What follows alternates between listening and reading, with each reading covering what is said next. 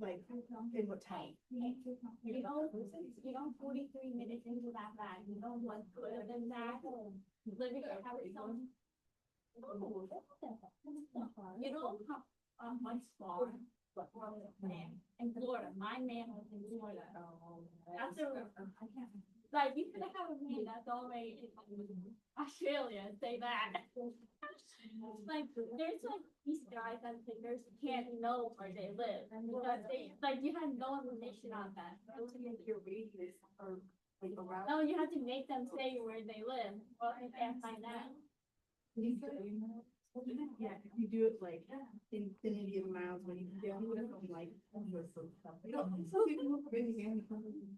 oh, I think like things like towns and together like right on the pretty much like Indianapolis. Jesus. Like Aaron. Carmen. Next. Oh. Vivian. Ashley. Rocco. Lewis. Zoe. Emma. Alani. David. Kimberly.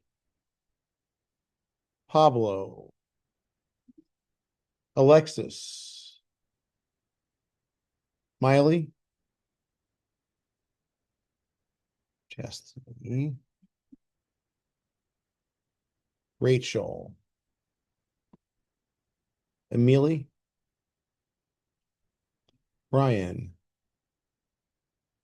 Allison. Kurt, no. Ariana, no. Lyric, you're here. Bruce, you're here. Natalie. Oh, sure. Right, gotcha. Okay. Jordan, you emailed. Rama, I see you. Elizabeth. Okay. Erica. Here. Joshua. Australia.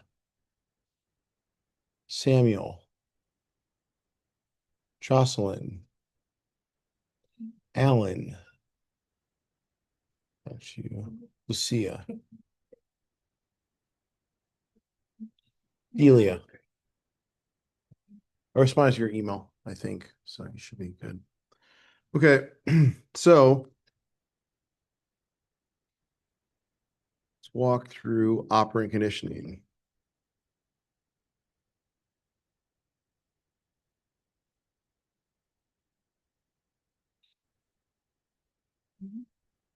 Everybody emailed or at least has their answers, right? I hope.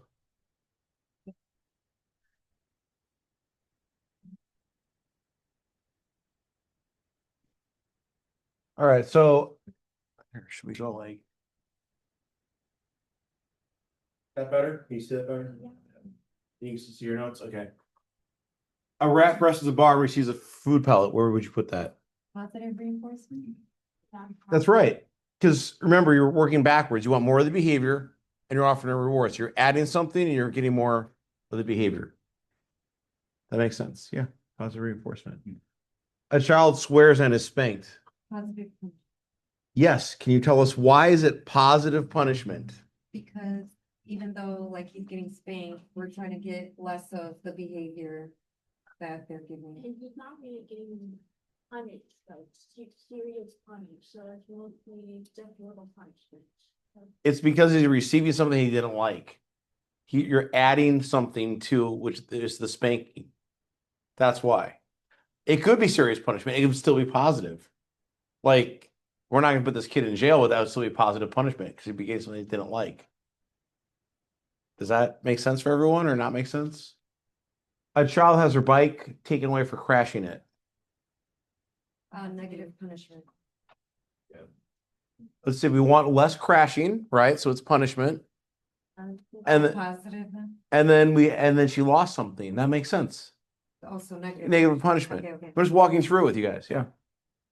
Teenagers put on, oh, yeah, I don't have an answer key. I just think through them. Teenager is put on restriction for keeping the car out too late. Positive. I mean, negative punishment. What do you want? So remember, we always want to think about the behavior. So if you want more of the behavior or the thing, then it's reinforcement. If you want less of the behavior or the thing, then it is punishment. And then whether it's positive or negative, it's did you add or delete something? That's how you define it. So a negative punishment. You want less taking the car out too late, so we know it's going to be punishment, and they're losing something because they're being restricted. I don't know why I said the other one. My answer is in the negative punishment. Negative punishment. That makes sense. Yeah. Yeah. Now, if you want to make the argument of receiving the restriction for positive punishment, you could, but I feel like negative punishment's more accurate because you're losing something. Does that make sense to everyone? Yes, no? Okay. Let's see. A child swims 3 more laps just so he can stop swimming what she hates. Negative reinforcement. Bruce, tell us why. Because you're right. What? Go ahead. What does he do with his behavior? Oh yeah, swims more laps. Swims more laps, so it's reinforcement, but he wants to get rid of it, so it's negative reinforcement. Does that one make sense? Walking through it that way? I'm looking at that. How to use it. So you always think about, are you getting more or less of the behavior? That's your reinforcement or your punishment, respectively. And then are you adding or deleting something? So he swam more to get rid of having to swim. Negative reinforcement. He wanted the thing taken away.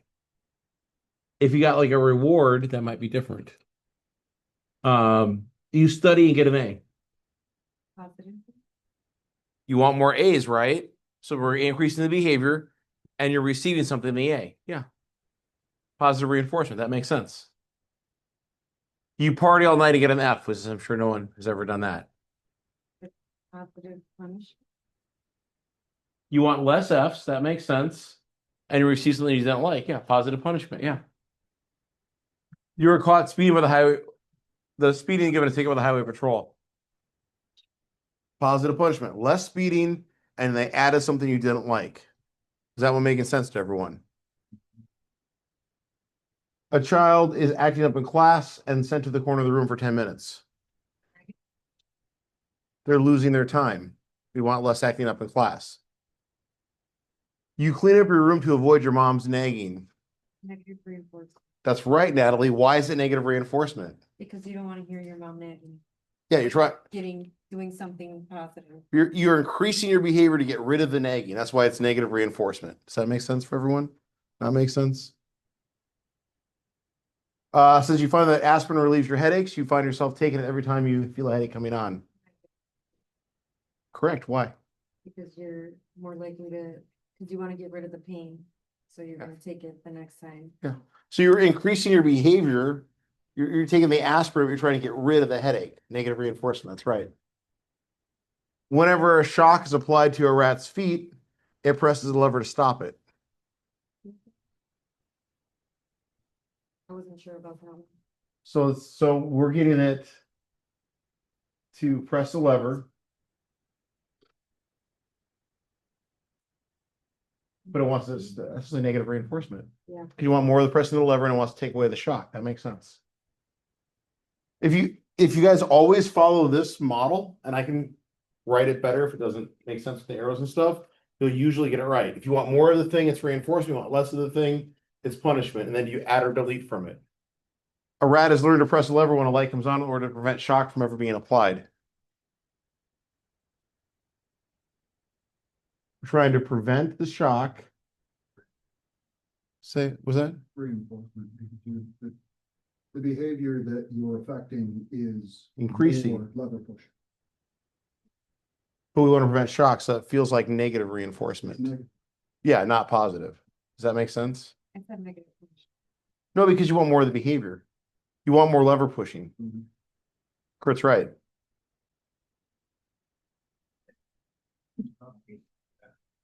Does that make sense, or should we walk through it? No, No, as we're walking through this, someone has a case.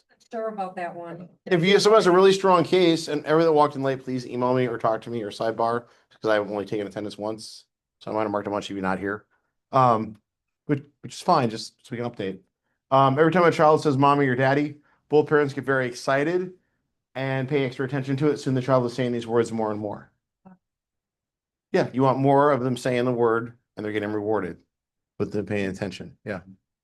So would you say positive reinforcement is 1, 6, and 14? You know, positive punishment is 2, 7, and 8. That sounds right. And then negative reinforcement is 5, 10, 11, 12, 13. That sounds right. And negative punishment 3, 4, 9.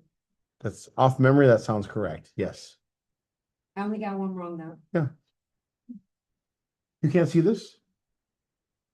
Oh, okay. So for reinforcement, if there's an increase in the behavior, that's why I put the arrow going up. That's going to be your reinforcement. And then as you add or delete from it, did you get something or lose something? That makes it positive or negative. Positive is such a misnomer. You're like, I got slapped in the face. What could be positive about it? But it's still positive punishment. It's like Ken, I'm mouthing off to my mom and she put that in the car. She had her diamond ring on. I got a bloody lip. It wasn't child abuse. She didn't realize that she had her diamond ring on. But it was positive punishment because she wanted less mouthing off. And I received something I didn't like, so I had to go to school with like a fat lip. Yeah, not child abuse. It was accidental. I don't think she realized she had a ring on. But if she had been like, I'm gonna ground you, that would have been negative punishment. I'm gonna take away your time with your friends. You're gonna lose a privilege or lose something. You could argue all the way. You could and bring that up. You don't want future face slaps, so that's negative punishment. If I'm trying to avoid it, sure, yeah. Just like if you get a speeding ticket, it's initially a positive punishment, but if you go to court to fight it, it's negative punishment because the goal is still to have you have less speeding, but you're losing your time when you go to court. So they're fairly nuanced, but sometimes the lens and like how it's phrased could influence how you look at it. How does everyone feel about positive and negative reinforcement and positive and negative punishment? Do you feel clear, unclear? Should we go through a few more examples? I was able to do this better after I did the reading. Okay. Because I know we went through it in class, but then when I did the homework and stuff, then I did this after and I was like, okay. Is it making sense? Sense? Okay. So if you've already emailed me, you can re-email me with the correct answers. And I'll use the most recent thing that you sent. So our next topic is on memory.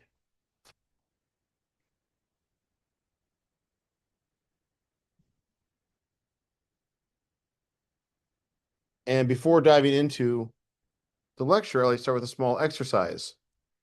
But for this to work, you guys absolutely have to follow the directions. So we'll walk through it, make sure everyone's clear, and then we'll do the exercise. I'm going to ask you to listen and not write down a list of words and then wait for 15 seconds before writing them down after I complete the list. Then I'm going to give you 30 seconds. And if you need a little more than 30 seconds, that's okay. And then I'm going to ask you some questions. So we're going to see how much you can hold in your memory, in your head, not writing them down. We're going to pause 15 seconds at the end and then write down as much as you can. This is just for points. It's just like a class discussion. I'm using attendance to track this. So it's not affecting your grade. You're just doing the assignment to see what the memory of the class looks like before we talk about memory, just to get our feet wet. So you can have a sheet of paper and stuff ready, but do not write anything down as I'm saying it because that would not be memory. We'll wait a solid 15 seconds. I'll use my phone or the clock here, probably the clock. Yeah, so Would the assignment have shown up in our grade? not yet. So what I do is No, I think it's- I think you emailed it to me because I think I have some emails from you. Little box, 4 slots, and then have behavior Just punishment. email it again if you're unsure. And then you can make sure I have it. It will show up. What I do at the end is I do 1,000 points for all the activities. And then I look them up. I look everybody's email up one by one and then look at that against the attendance report that I run. So I can use the class discussions plus all the assignments. And as long as you're handing in quality work and it makes sense and things line up, you can get all the points. If you miss an assignment here or there, it's usually about 60, 70 points a week approximately to get to the 1,000. So it will show up in the grade book, but typically at the end. Otherwise, I'd be doing it individually every single week. So then I just go through everybody one by one. So if you do connect, sure, you'll get a lot of points. You'll get a better grade in the class if you do the small in-class activities. So everybody ready for the memory test? Everyone understands you're going to wait 15 seconds, then write stuff down for about 30 seconds. You're going to hold in your memory, in your head what I'm saying, and then wait 15 seconds when the list is over. And then I'll tell you when to start writing. All right, here we go. Alarm clock, bed, blanket, sheet, mattress, pillow, tranquility, Netflix, nightstand, toss, turn, lamp, iPhone, charger, TV, comforter, coverlet, lights out, dark. I'll wait 30 seconds. 15, you're right, 15. Wait 15 seconds for the purpose of the exercise. And like 2, 3, maybe. Okay, now write down as many words as you can remember from what I just said.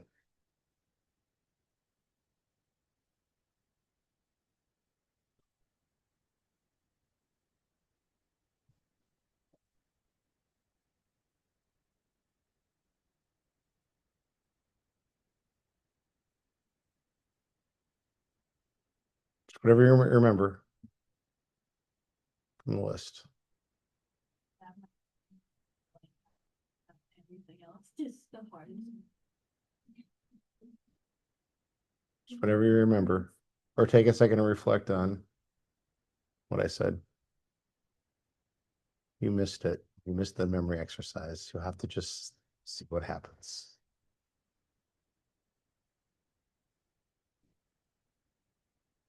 I just listed a bunch of words and we're remembering in our head what the words are, and then I have some questions. And I can't repeat them because then it won't work. And you can still get tennis credit. Just email me or talk to me and I'll print it out. I couldn't find your email, so I emailed you today on the other thing. It's just the worksheets. I didn't assign the sleep stuff. I didn't assign the sleep with the consciousness stuff because we just kind of ran out of time. We still might do that, but this week it's memory, so I want to remove through memory first before going back. So just conditioning ads and the other one. And I just literally walked through the answers, but you missed that. It's okay. I'm just telling you where we're at. You're fine. Does everyone have a list? Anyone still writing? You got all the words written down that you remember from my list, right? I have some questions on what you wrote down. Who wrote down sleep?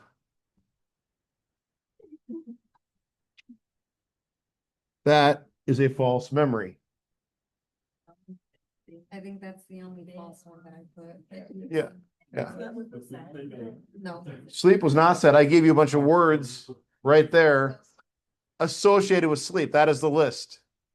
Sleep's not on there. That's a false memory.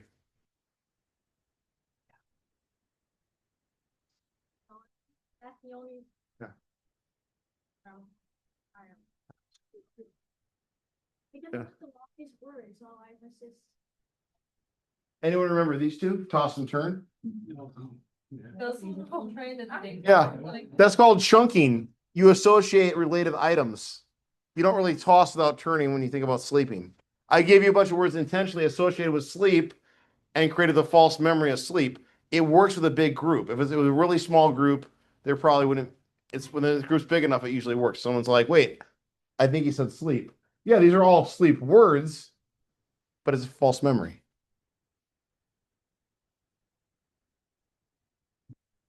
Yeah. Does anyone have some of the first and the end of the words and not the stuff in the middle? I don't have anything from the beginning. I have Pillow, sheet, bed, Netflix, nightstand, comforter, lights out, Franco. So you got at the end. So there's something called serial position effect. The beginning and the end of a body of information, very clear. The middle is kind of murky. Maybe that's why I have a hard time with it. Or it could be how much you were paying attention. Well, I was setting myself in.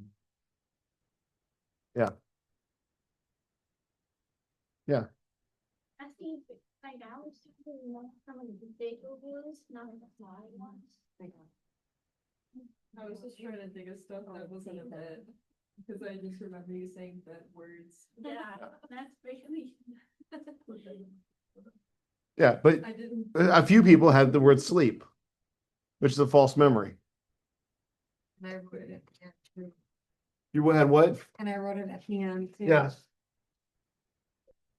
So when you think about memory, there's a couple different things that happen.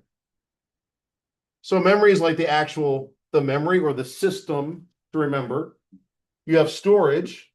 Did you store it? Which something happens because at the molecular level, basically, it's like welding molecularly with the base metals in your brain that actually your brain changes. You have retrieval. You can't have the memory if you can't retrieve it. And then you have this kind of magical thing that happens called encoding. Now, encoding are the clues and the cues that have you remember what it is. It starts with sensory, and then you have like psychological significance, emotional, physiological.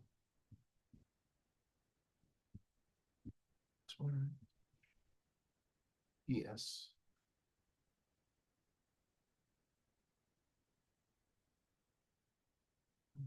That's right. That's right. Physiological, etc. And the idea is that you have this sort of depth of processing that makes the memory there.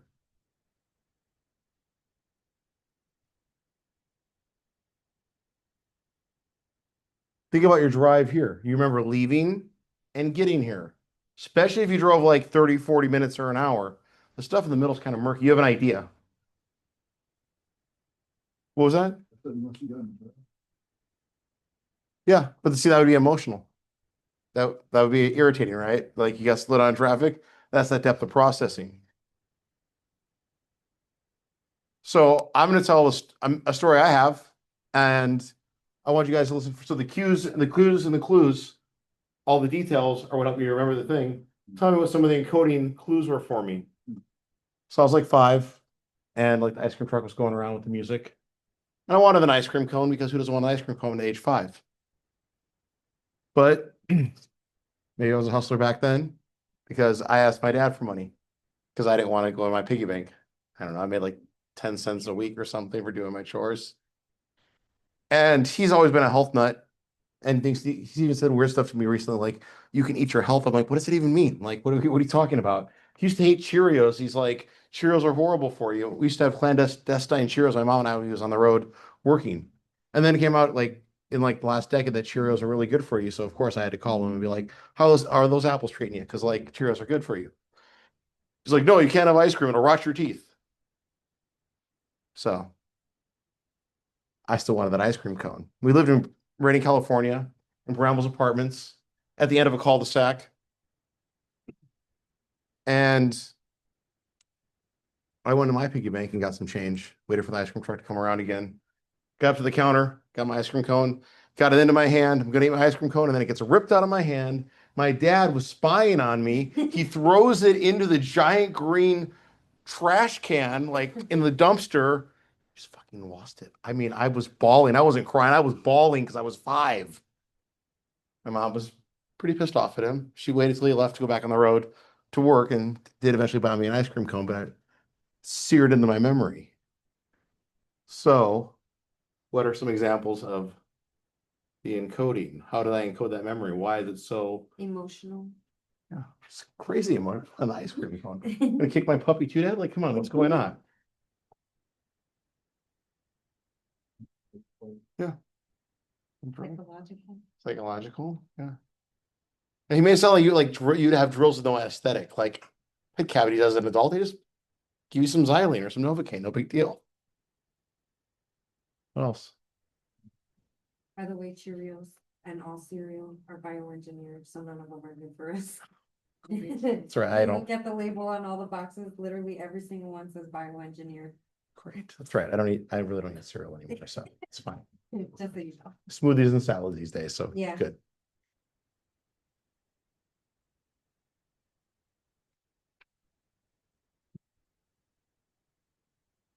Any other examples in coding? I don't know the little bit. So does encoding make sense? So we had a false memory. I'm gonna share a much more embarrassing one because false memories are a real thing. And there's something called the malleability of memory. Basically, every time you recall the memory and you have to basically build it again like a house, you can build it differently each time. This can be memory one. Here's the door, here's the window. Memory two, we think about a house, maybe the door is over here, and there's two windows. Like if you encode it, or like it can change. There's also things like interference that can get in the way. So I was going to work at this grocery store to bag groceries or cashier for, I'm sure, minimum wage, probably less than they pay now. And I was putting my contacts in, and I got one contact in my eye, and then Nikki called, and I've been trying to go out on a date with Nikki for like a few months. I kept flirting with her, trying to get her number, and she called from the state. So I grabbed my phone, set the date, put my glasses on, went to work. And at the time, we were involved in this like not Amway, but like multi-level marketing thing called the Master's Miracle with all these products supposed to make you like super healthy and like clear up illnesses and stuff. So I notice while I'm working, when I take my glasses off, my vision gets sharper because of the interference of the phone call. I have no memory of putting the contact in. So I don't think I even put a contact in. So this is clearly the time to go behind the service desk and call the eye doctor and let them know my vision's been healed. Because it's a false memory, and all the clues and all the encoding are telling me that I don't have a contact in because when I got the phone call from Nikki, I completely forgot that I put my contact in. So I call the eye doctor, and they're like, "We've never heard of that." I'm like, "What? Well, there's a first time for everything." They're like, "We need to come in for an exam, sir." You said God is real. I was like, I probably said something like that to them because the false memory, because you'll like, it's not lying. Like I had no memory of not putting the contact. I thought I literally put my glasses on because of the interruption, of interference. Where someone tells you to do a task and then someone else tells you to do another task, like immediately the other one's gone, or you forget about it. Interference. So well, let's schedule that. Let's schedule that appointment. So I scheduled the appointment. So I'm in a pretty good mood. I'm working my shift. I get home and go into my bathroom and I look and there's one contact in a bunch of the solution. And there's a nice dry spot where the other contact's supposed to be. So I lean into the mirror, look real close, and I can see there's a contact in my eye. Best part of the story is I had to call the doctor and unschedule the appointment, which is a really fun conversation because of a false memory. So those things do. Did you end up telling them why? I think I tried to get off the phone as fast as I could because I was pretty embarrassed. But you can absolutely have a false memory because of Distracted by because you're distracted by something else. the list.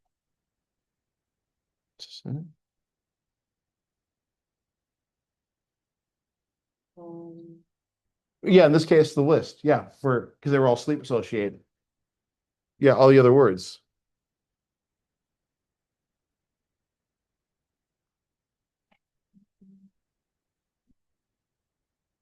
So we're going to walk through different types of memory, how memory models work, the processes. Is sharing. Which one is it? It should just type in the word memory under files. It should come right up. I think there's only one with the word memory in it. If you want the exact name, I can look that up if you don't see it right away. We're going to walk through short-term, long-term memory cues, retrieval processes, interpret forgetting, how memories are automatically encoded. That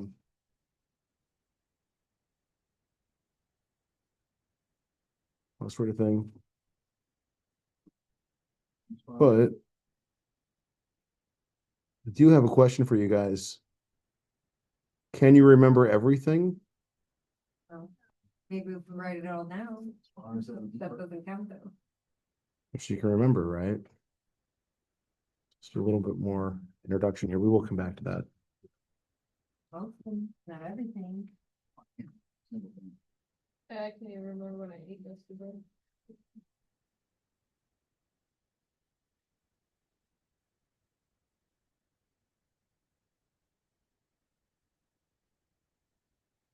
Here we go. Actually, I should not do that here. I should do that here. Is that like a Siri thing Is that one? on the bottom, saying everything we're saying? I'm recording this so I can Oh. post it to YouTube for the other section and for you guys. Unless you all want me not to record, because then I won't, because Illinois is a two-party consent state.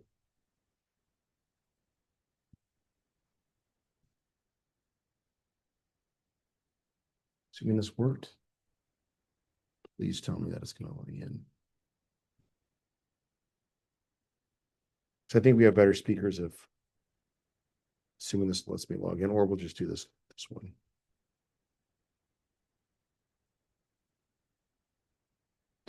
Okay, here we go. Let's grab this.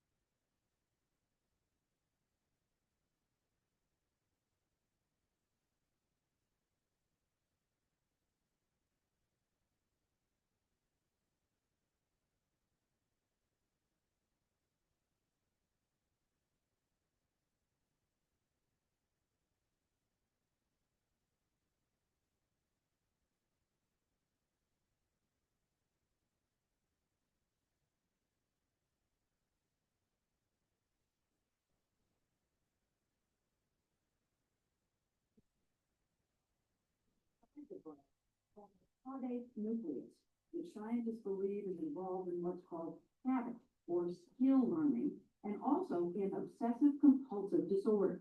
Now they need to figure out why. We have the chicken egg problem. Do they have these larger brain regions because they have exercised a lot? Or do they have good memories because These are larger. these are larger? And what about the fact that the caudate nucleus is thought to be involved in obsessive compulsive disorder?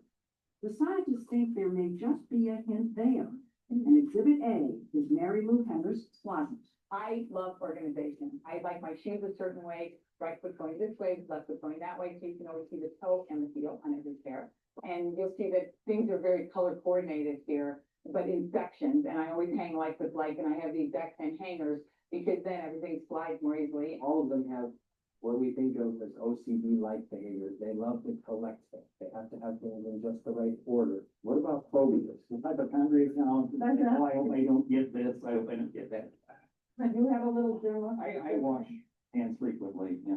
So, in fact, I dropped my keys when I was in a hurry driving down here, and I went, all right, so I went back in and I walked them off, I ran walk, yeah, I do that all the time if I drop them. Can you conclude there's a connection, or we're still way too early? Because it's showing up in one fashion or another in all of them, I'd say it's our biggest clue. And when you think about it, they even seem to look for ways to organize their memories. The thing that is most pleasurable is categorizing any event, any tournament bowling, like any wedding, starting as a 6-year-old. Sometimes what I do is I'll go back July 14th, as far back as I can remember, just go July 14th, 67, that happened. And then maybe I won't remember 68, but I'll remember 69 and 70. Or you remember around 68. But do you all do that? Yeah. Like me, you can compare states. I'll scroll all the way back, 1985. So they were, which were better, March 3rd or March 4th? A year ago, 2 years ago, 3 years ago, all the way back. It's sort of like mental gymnastics. There's a certain irony to the fact that it is Dr. McGraw who is studying this phenomenon, because he is known in the field of memory for discoveries these people seem to defy. His work with rats, like this one, that doesn't know there's a platform hidden below the surface of this water tank, proved the role of adrenaline in making strong memories. The rat swims around the edge, then eventually ventures out and by chance bumps into the platform. The next day, he'll find it just a little bit faster. But watch this rat that learned where the platform was yesterday, then received a shot of adrenaline immediately afterward. Notice that it starts out not on the edge. Oh, There you go. oh, that's impressive. Adrenaline actually made this rat's brain remember better.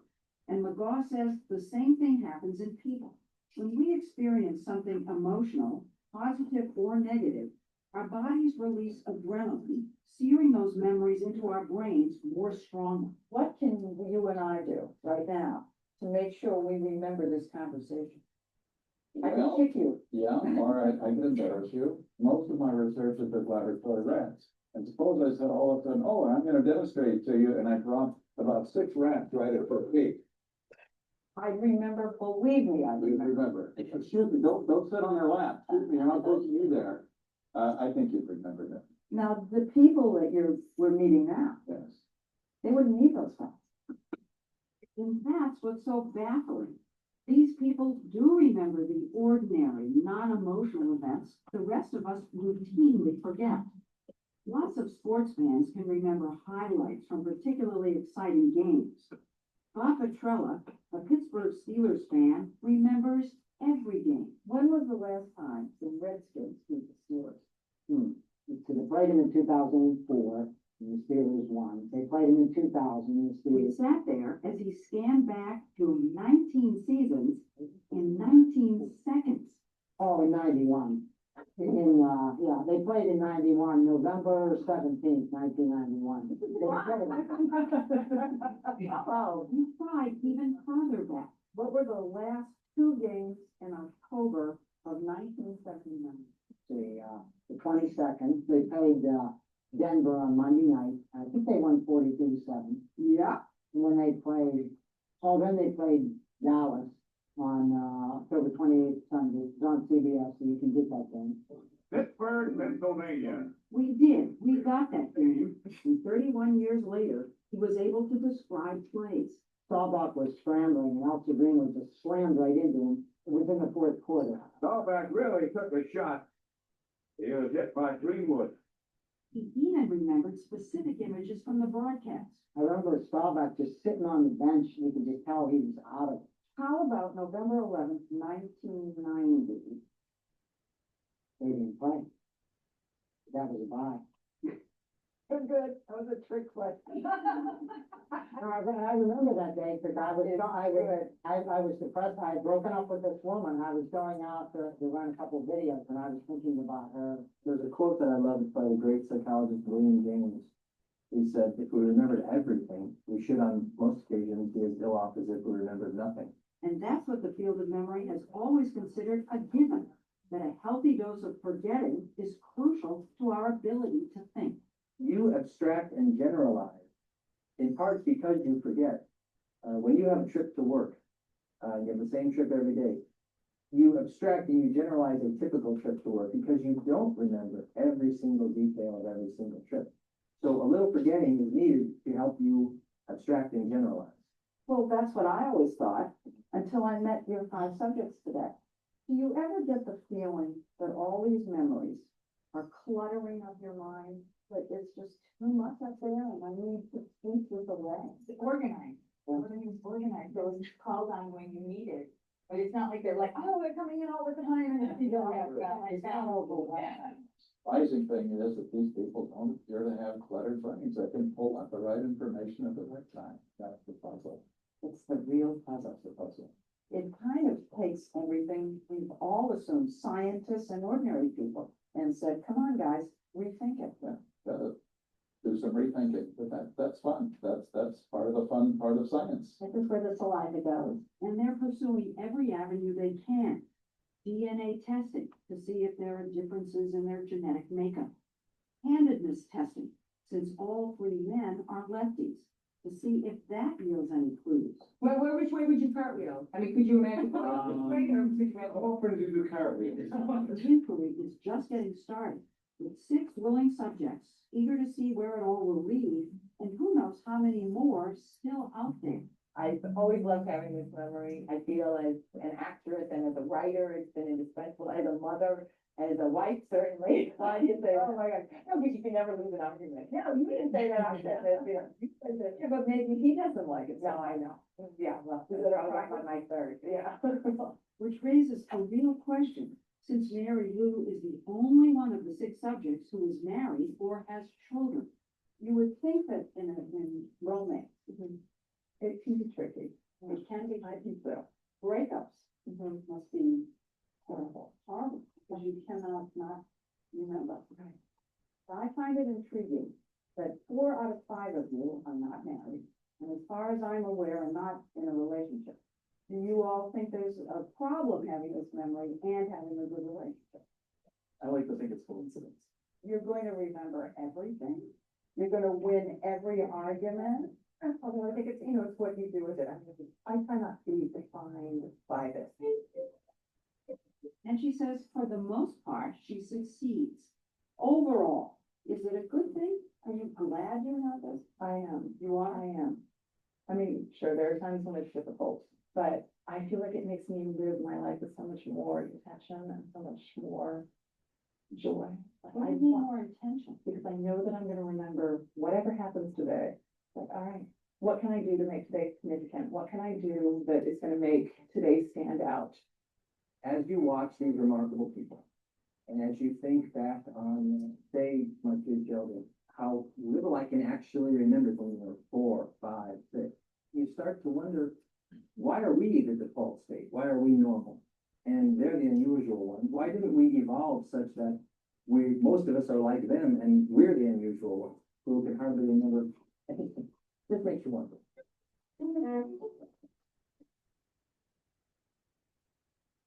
After our story first aired, Dr. McGraw and Cahill's phone started ringing. They now have 20 confirmed subjects with superior autobiographical memory and still more to test. Mary Lou Henner has written a book about memory that'll be published in the coming months. And she's been working as a consultant on a new crime drama for the fall on CBS about a detective who remembers every day of her life.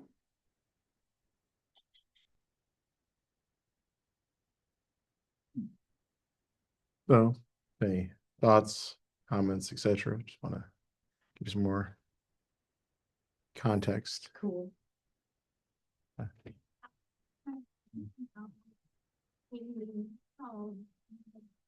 We don't remember like after our life, maybe just like something that we did for us kids. That'd be useful for school.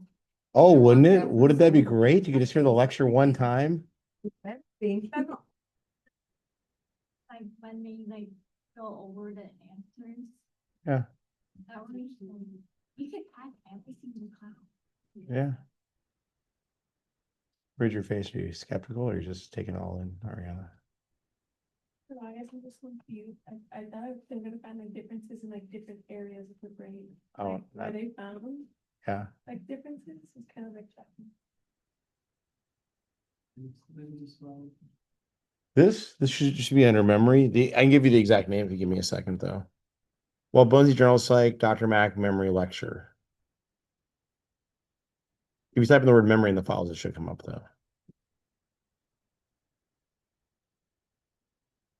Share like that. Okay. So memory, it's the actual memory or the system that from the senses it organizes, alters the information, stores it, and then retrieves the information from storage.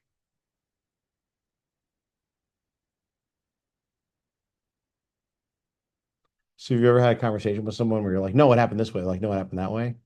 One of you's got a false memory. Or you both do, and you need someone else to like corroborate it because it's not lying. You could remember it wrong. You could build the house the wrong way. So you may want to be a little skeptical of your memory.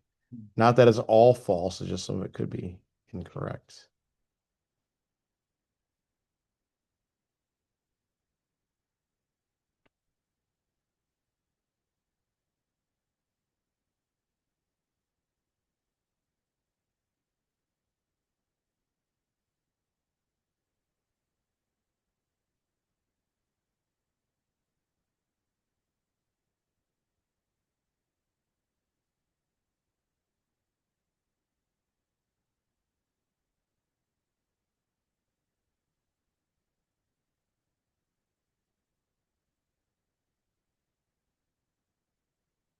And I would trust them to be doctors. Yeah. They'll be able to know what every patient. Right. Yeah. has going on history wise. All the details. Yeah. Less malpractice, right? Yeah. Less mistakes with surgeries. Kind of runs behind the show house. Oh, because you got the memory. Yeah, he's like Sherlock Holmes, but Oh. they literally just remembered everything. I've seen advertisements where I actually watched the series, but it's fun. What service is it on? I mean, okay. I mean, I have a Fire Stick and I pay for a lot of services, so I usually get whatever the thing is.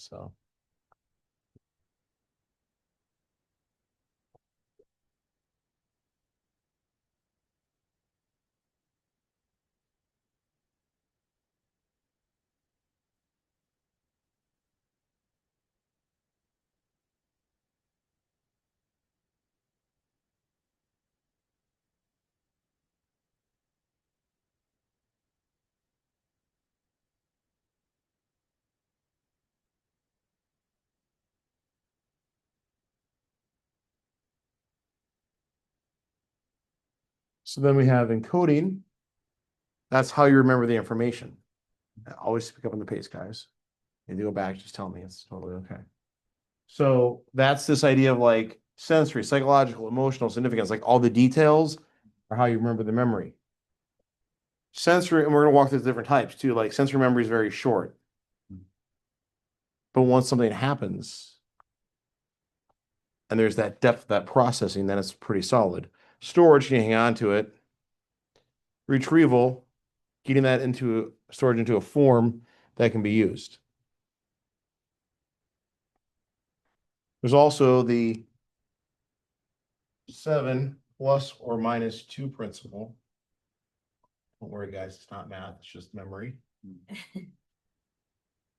So you have a spot for 5 to 9 pieces of information in your short-term memory. And this happens all the time. Everybody that showed up today, you probably have something that you might even be looking at on your desk that operates on this principle. The 7 plus or minus 2. So we know what that is. It's in our society, we know this. We use this all the time, 7 plus or minus 2. It's like literally probably what? It's a number of stuff. It's like 5 to 9 slots of information.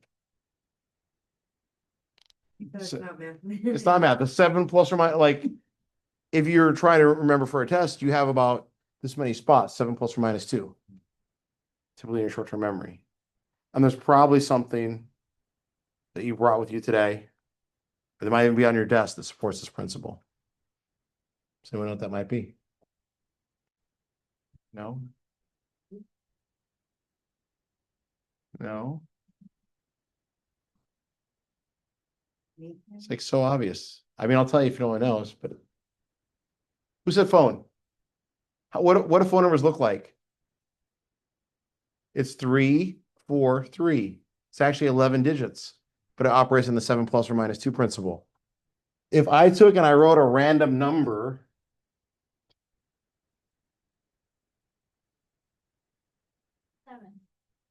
and I said memorize that, pretty hard.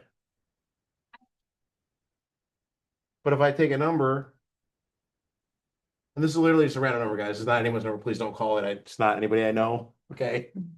That's probably about what I wrote. It's a lot easier to remember because it operates in this principle. 3, 3, 4, 5. This 9 bits of information. Just like addresses. You ever notice if you go, like, they'll break it up like a letter. Like there's never usually more than 7 to 9 numbers in a row. There's like a letter, like west or east or north or south. This happens all the time. We know this, but you only have about 5 to 9 spots for that short-term memory.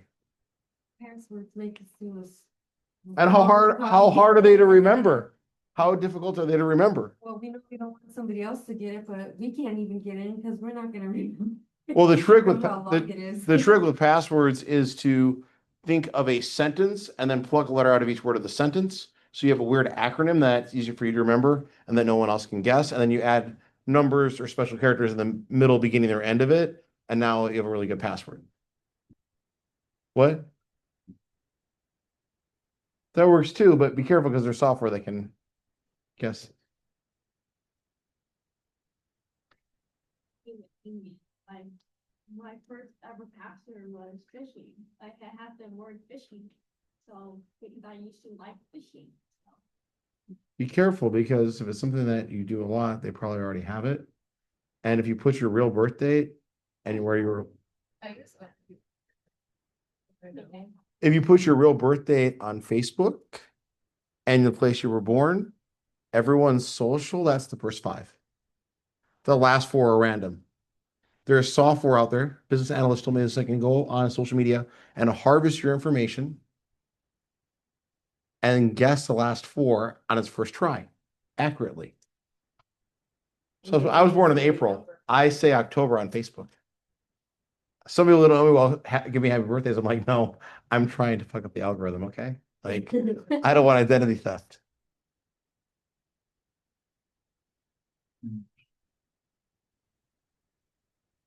Yeah. So just be careful with passwords. LastPass is a great resource. It gives you like keys and remember stuff for you. So you have one password for all of them. I would not reuse the same password either, by the way. As I'm sure probably many of us in the room are probably doing that right now, but it's a bad idea because they get that when they get everything, okay? Some of the people that are smiling, you're like, yeah, that's me. So models of memory, the information processing model assumes that the processing information from memory storage is similar to the way a computer processes memory. in a series of 3 stages. We have the parallel distributed processing model. Memory processes are proposed to take place at the same time over a large network of neural connections, which makes sense because it's not really a serial connection.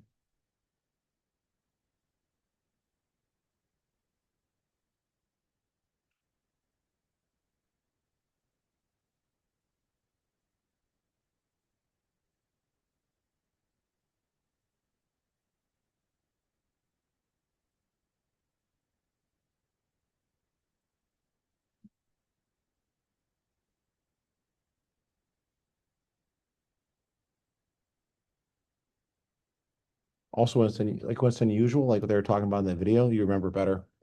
When you make an appointment to do something in life, it's always on the half and the hour. When it's on the 15 and the 45, it's exciting in your brain more.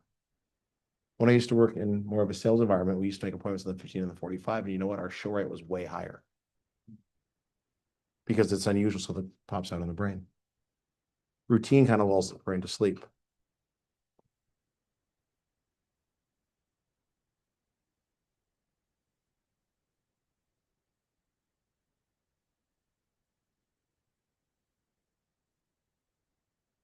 Yeah, I wish I was one of those people who can remember everything. That would be so great, wouldn't it?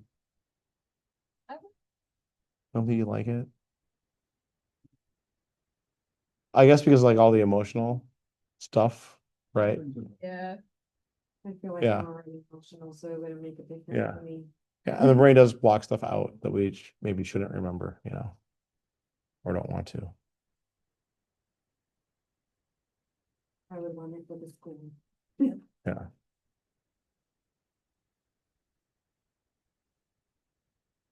She needed some dental surgery once, and she was grabbing a tooth, and the medicine kicked in right about the time that I saw her coming at my face with like the pliers. But you don't want the memory. You don't want the memory of it's too close. You don't want that memory close to the brain. It's not a memory you want. Sensory was the shortest memory. You're right. It is. True with smell as well, because that. Well, Then, other things that give you significance, like think about like Thanksgiving, there's lots of smells, right? But there's also like all that camaraderie with family, or that concern if they're alcoholics, or like whatever's going on. Like there's stuff that's going to start to encode it. It's the smell plus the significance. It's probably not just the smell by itself. There's probably some association. This is really nasty, but at my job, because I do dental assisting, they have like this jar with all the teeth that we extract. And I opened it 2 times and I've never opened it again because I can literally think the smell and almost throw up. Like it's that nasty. That's how nasty it was. I don't know if she's. But there was a feeling. There was a feeling to the experience, so it wasn't just the smell. I think that's kind of what you're talking about too. Yeah.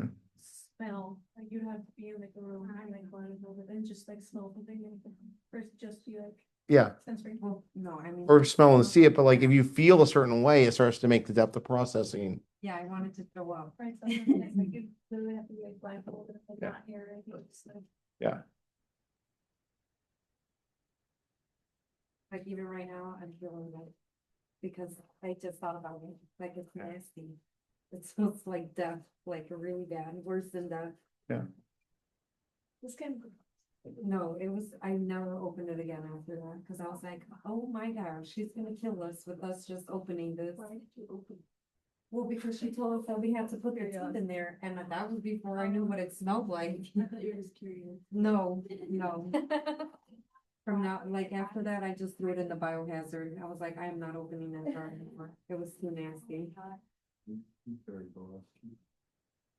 I think she was gonna send it to like a school or something. Oh. I don't know. To send them to a school. Like people that are going to dental school I guess. to work on them. That's great. Or study them, Like, and then I mean. Oh. or to study them, I don't know, it's still there. I have never seen. But it was traumatic. So it was nasty. It was traumatic. So everyone have this so far before I go to the next slide? How's the pace? You guys get over here in the second row? Okay. So levels of processing, the more deep the meaning is, not just the physical characteristics, we'll remember efficiently for a longer period of time. Like telling yourself a story. Anybody remember the mnemonic device from biology? The kids put crazy old Fred in the garage and shut it. Kingdom, phylum, class, order, family, genus, species. Did I get them all right? Because the more you can deeply process it, the more it will stick. Or tell yourself a story about the material. Now, rote memorization does work. It's usually about 10 to 12 times looking at the information or more to get it into long-term memory. Once it's in long-term memory, it's generally forever. Like no one is walking out of this room suddenly forgetting how to speak English because it's in long-term memory. Like that's not happening.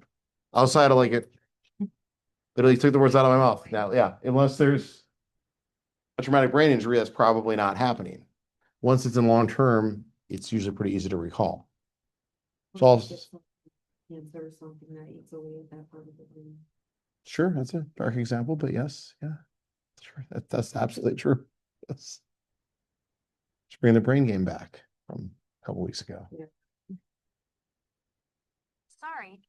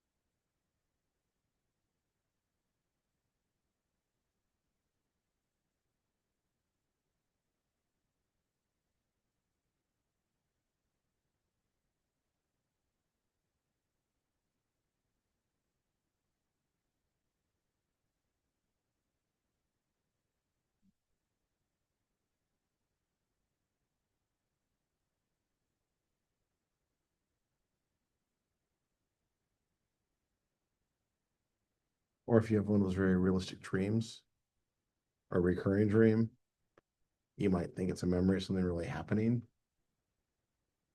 Especially if it's like many years in the past. And you're like, no, this thing happened. You're like, no, that was a dream. Did you have false dreams? Nobody would know because obviously they don't know what you really Yeah, have. but right. you can, like what you thought happened might have not been what really happened in the dream, but Yep, that too, because you're connecting the things in the dream. or you're trying to like remember and only can put like bits and pieces of them together. I guess. Yeah. But Yeah.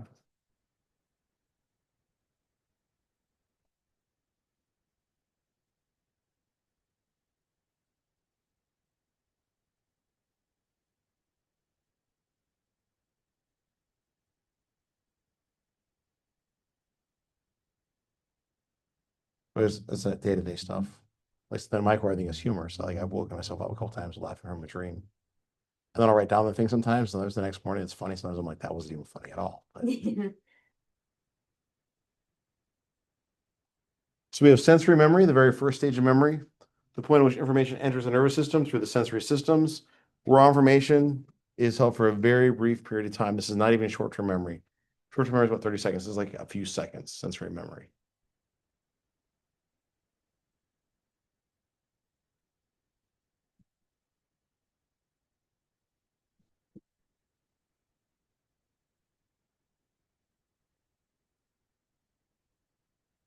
Sure.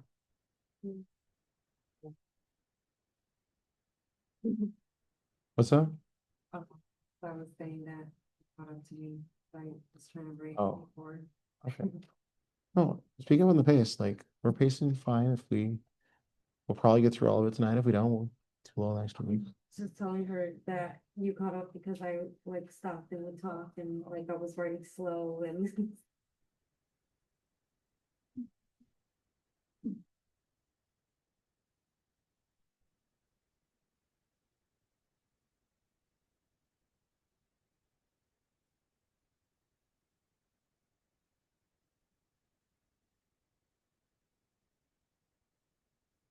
I have this weird memory. If I do an interview, I remember it almost verbatim. I don't know why. I find interviews incredibly relaxing because you can't prepare for them. You're like, it's the opposite. You're like, they're so nerve-wracking. I'm guessing based on your facial expressions. You mean like any interview? Like- Yeah. Generally, if I'm interested in the job. I usually interview for jobs I actually am interested in. Although I have done the thing where I'll stack interviews and I'll take the ones that I want the least in the morning and the ones that I want the most at night, so I can practice and do all the mistakes early. Crappy ones. Or the crappy ones that I don't care about. It's like, I like literally like I remember being like on a conversation with like a friend or family member, like, and they said this and I said that, like it's almost verbatim. I don't know why. I just seem to remember it. Or maybe it's the I have to pay attention to try to get the answers right. I don't know. I just remember them pretty clearly.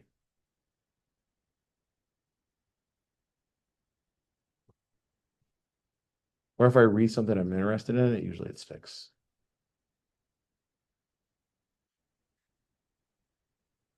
I had to defend the assurance argument to the HLC peer reviewers recently. They were grilling me on like actually based on what the argument says, it says that because I had a lot of before. But I don't remember everything, just when it's interesting. I tried doing the series 7, which was financial stuff, and like that was about as much fun as watching paint dry. So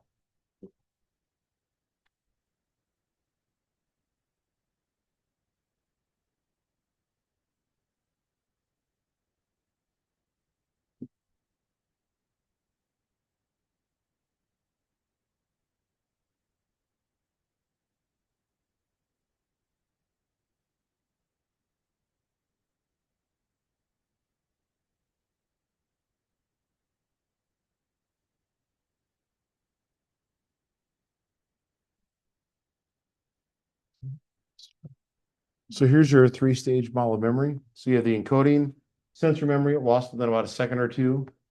Selective attention, like deciding to pay attention. Understood information is lost in about 15 to 30 seconds. Maintenance rehearsal, consolidation, retrieval, get into long-term memory. Information is retained indefinitely, although some information might be difficult to retrieve. Usually the further back it is, the less clear it is. There's also stuff like infantile amnesia. From about age 3 and lower or 5 and lower, it's pretty unclear. You might have a couple of memories, like the ice cream memory I have. But I don't remember a lot of the stuff. But if there's enough information through the sensory system, briefly registering a sensory memory, selective attention filters the information into short-term memory, where it's held while attention rehearsal continues. If the information receives enough rehearsal, maintenance or elaborative, it will enter and be stored in long-term memory. But if you're trying to remember something, you can't really multitask. And a lot of studies on this. There's concurrent multitasking, which is doing things at the same time, and there's serial multitasking, one thing after another. That you can be successful at, one thing after another. If you try to do things at the same time, that's splitting cognitive capacity indefinitely. None of us can do that no matter how smart you are. You'll go back and you'll look and you're like, man, that was just garbage what I just, because your brain goes like an autopilot. You can't split capacity. People never thinking. You still gotta pay attention to one thing at a time. Have you ever been on the phone and missed the exit? Yeah. It's the same idea. But it's distracted driving, like you can't really the same thing same time. It's about 10 to 8. Should we take 10 minutes, bio break, etc. Come back at 8, walk through some memory some more, bio break, something to drink, etc. Does that make sense? Or you guys want to go till 8? 7:50, right? Just come back at 8.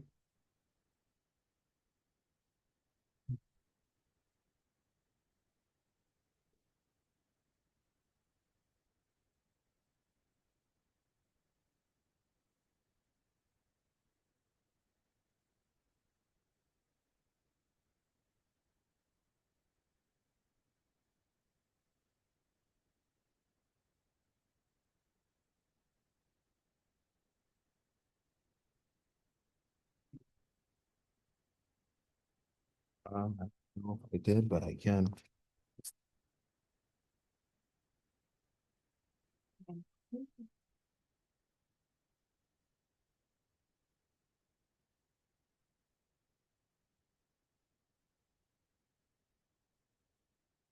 Who are you? Jennings. Ryan. Okay, that's right. Yeah, I think I see Ryan there. Yeah. That would be. Oh, there you go. Thank you. Yeah, Rose.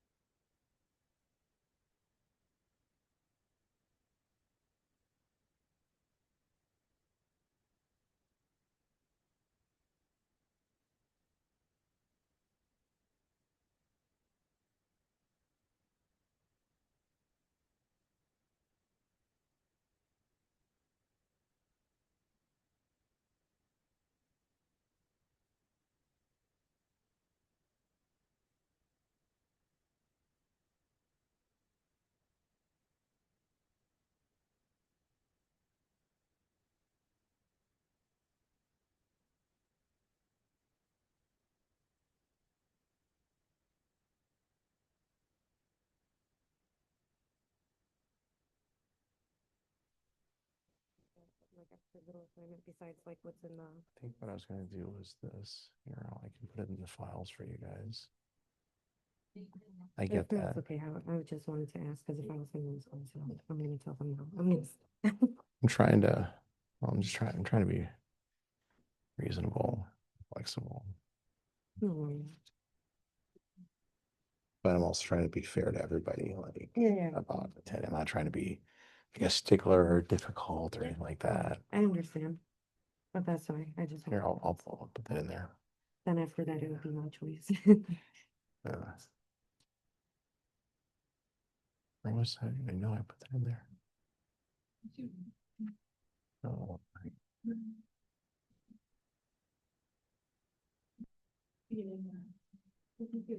oh, that- I thought it was worksheets. Was it our homework? Yeah, we're gonna move this. I'll put this in the announcements. They're gonna put it in, you know. I'll put it in the announcements right now so that you can see it. Well, like a Word document would make more sense though. Hang on. File. And you want me to send a picture of my list, No, not necessarily. the one that we did earlier today? No, that was more memory. Assignment. Actually, put it in the files. That'd make more sense for you guys. And that's a Word document. I was gonna say, we got the other ones from the files. Yeah.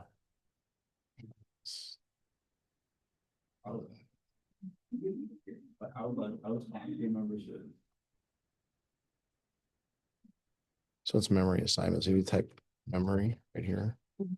memory assignment, and then what it is here, I'll just go back in here. That's this one right here. So you click on this website and you do these three memory. Oh, my gosh, like go here. Goes through memory games. Right on page type summary, what you learn about learning general memory techniques and personal memory skills. For extra credit, you can talk about some free memory games. Do a search for other games. Yeah, and then write an additional section what you learned. They weren't. If you want the extra credit, that's optional. Yeah. No. Happy birthday, by the way. Thank you. So, But normally, yeah, I don't care. I would have just stayed then at that point. It's, but if it's fine, other than that, like if I'm gonna leave, then I'll probably stay. I'm just trying to be fair on points. Okay, how many would I? Or awesome. Nothing much. No, you know what? I'll wait. It's just, it's fine. Did you ask? It's okay. Thank you. Yep, you're welcome. Yeah, I got you. I like to change it up, and I don't like going to the same gym. And Boston gets too What? I probably did because you walked in late. That's okay. I can mark you on time. Yeah, I can get you. That's fine. Next, I got you. You're Carmen in the system, right? But you go by next. Okay. Okay, I gotcha. I'm checking now because I was late for attendance. For Samuel? All right, you're looking right at you, right? At the bottom. Samuel Souza. So, gotcha. Okay. Yep. Pablo, right?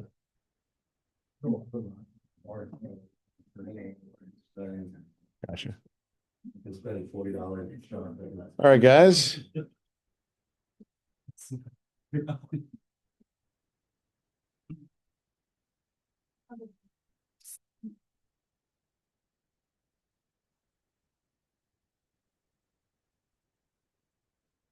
So we have iconic memory.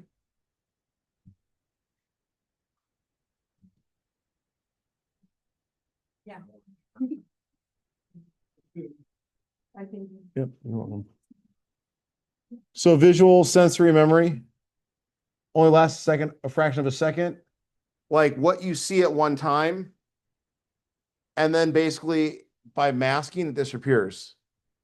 So iconic memory, your visual sensory memory, like where you're taking information in, and then you have eidetic imagery, the rare ability to access a visual memory for 30 seconds or more.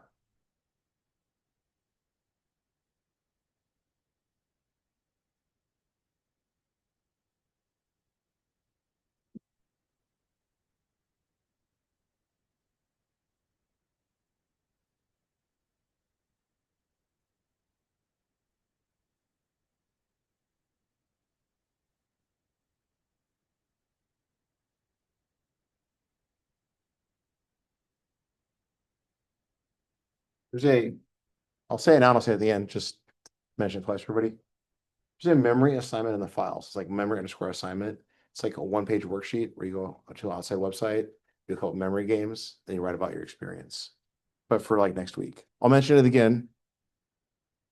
And it also gives you some memory tips so that you can have some takeaways too. So that way all your other classes, you remember them better. And you knock out all those tests that you have to take out of the park. Eidetic imagery, the rare ability to access visual memory for 30 seconds or more.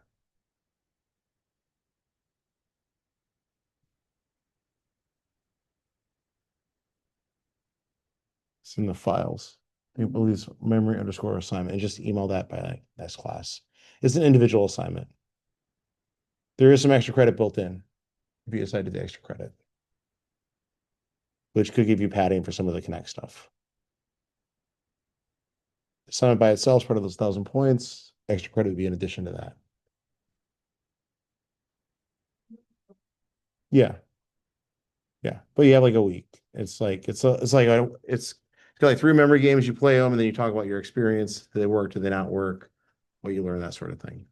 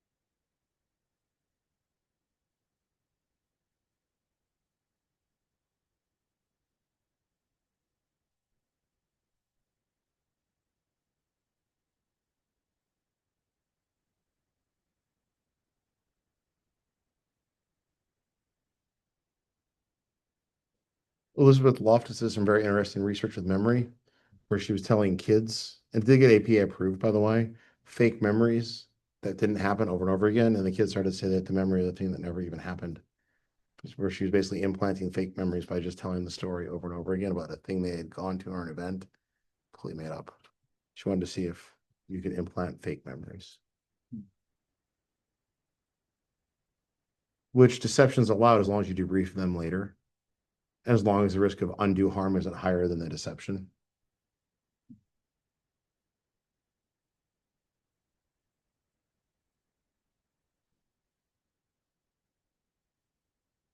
Like they were harmless memories, and then she told them later that they weren't Yeah. real. So yeah, and the debriefing. Like here's what I'm doing. Like I was surveying faculty through SurveyMonkey, and I still had to provide a hotline in case they experienced stress in my questions. They probably shouldn't have. It was just asking them about their job, but maybe.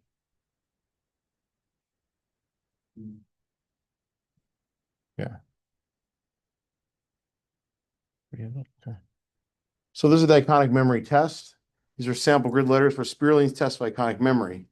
To determine the entire grid existing in iconic memory, Spirling used sound of the tone associated with each row after the grid's presentation. Participants were able to recall the letters in the row for which they heard the tone. The graph shows the decrease in the number of letters recalled as the delay in presenting the tone increased. That's the idea of the association.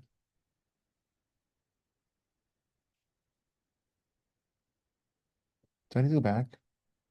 Okay.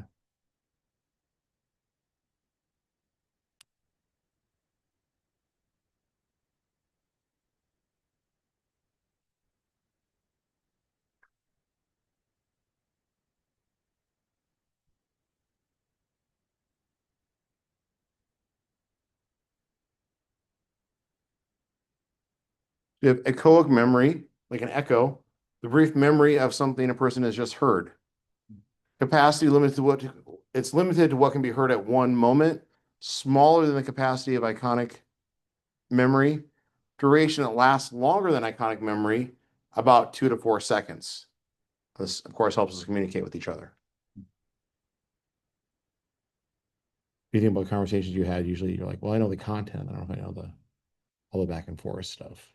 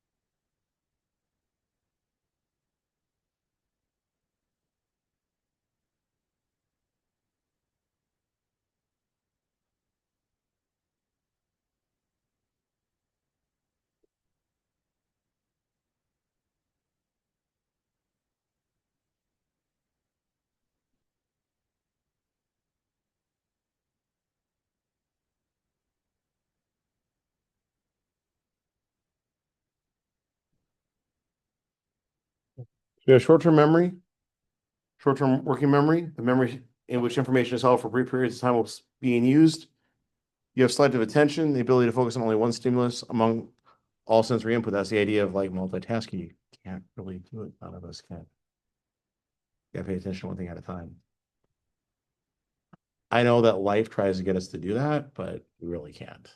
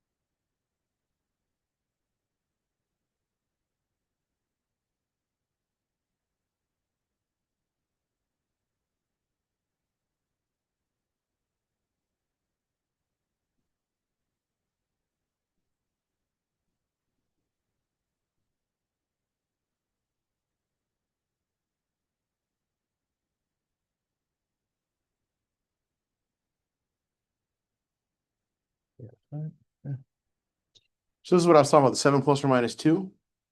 They go back, talk to me about the PACE guys, CALs, his, thems. Digital span test, a series of numbers is read.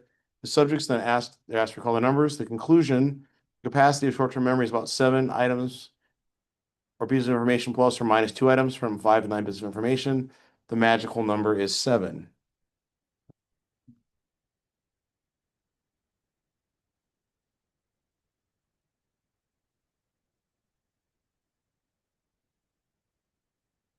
So if you have a last minute test and you're trying to remember something, put it in 5 to 9 categories. And then remember the stuff in each category. This is not helping you at all, is it? That's whatsoever.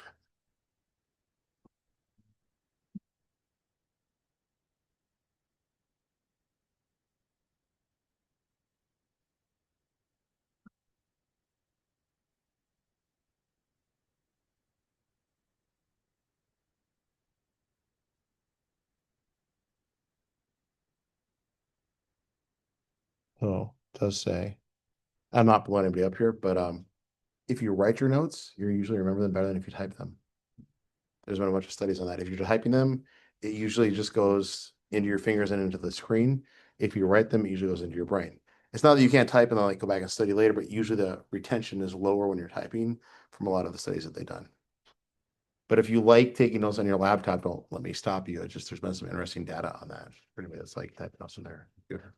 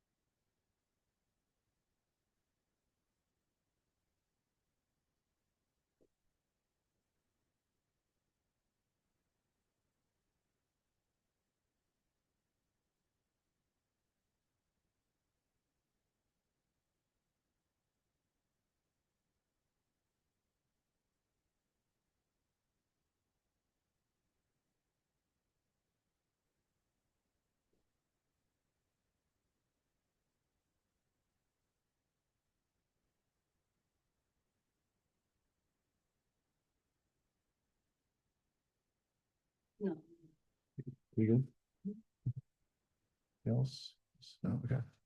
Short-term memory lasts for about 12 to 30 seconds without rehearsal. Is susceptible to interference. If, like, for example, you're counting and I start saying other numbers or interrupting, you have to restart.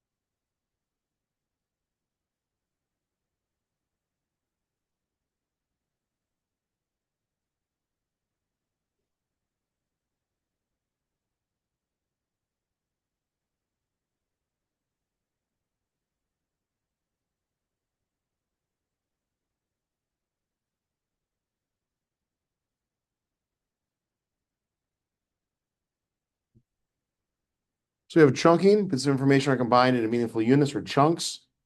We also use the 7 plus or minus 2 principle for that. So more information can be held into short-term memory.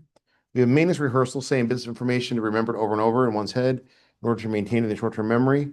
Short-term memories tend to be encoded in auditory form.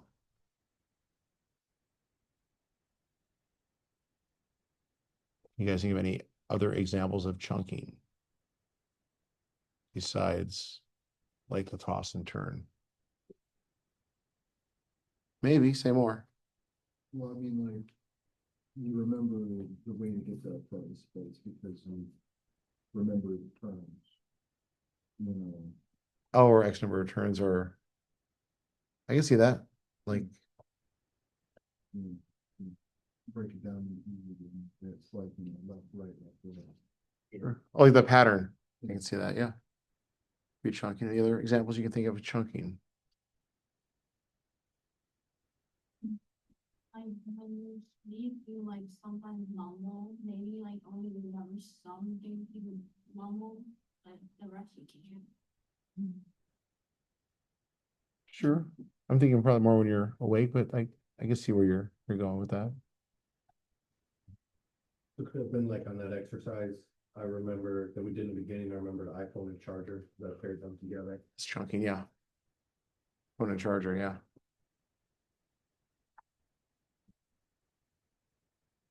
Maybe you remember lights out and dark. They're very similar.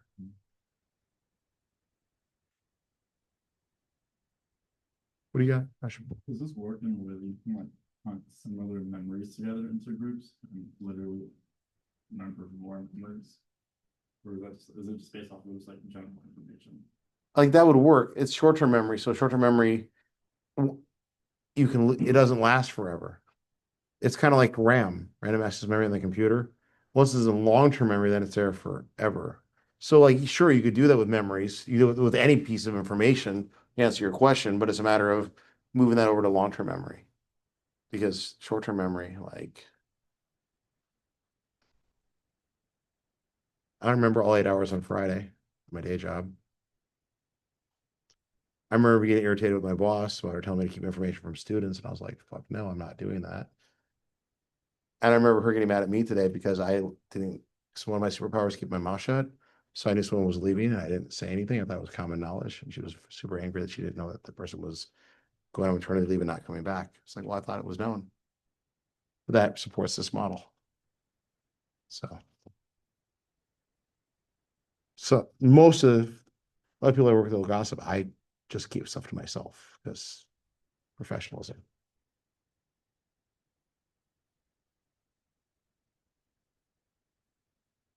Long-term memory, the memory system in which all information is kept more or less permanently in terms of the duration. It's pretty much forever. If you use elaborative rehearsal, the method of transferring information from short-term memory to long-term memory by making that information meaningful in some way. The memory assignment will help with that, by the way. Worksheet that's in the files. Just email that by Sunday would be fine.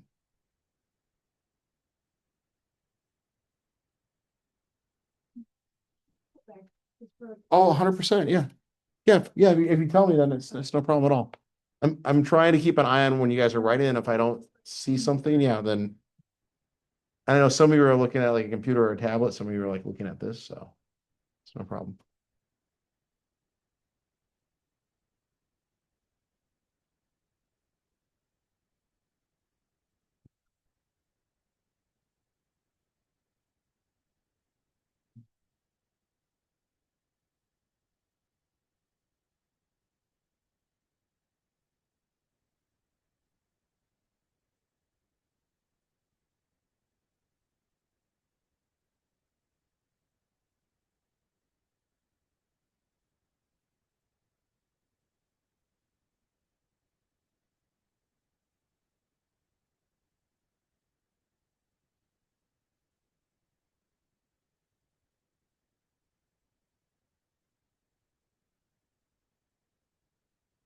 Good. Okay. So long-term memory in which information is kept permanently. I said if you make it meaningful, like telling yourself a story. has some significance to it, then you can usually get that into long-term memory. Repetition does work though. Hearing the thing over and over again, making it random. That's how I became fluent in Spanish. It was the Latin music, the subtitles on Netflix, and dating someone that was Hispanic for a few years. And the brain puts it together. But the immersion in any topic can do that for people.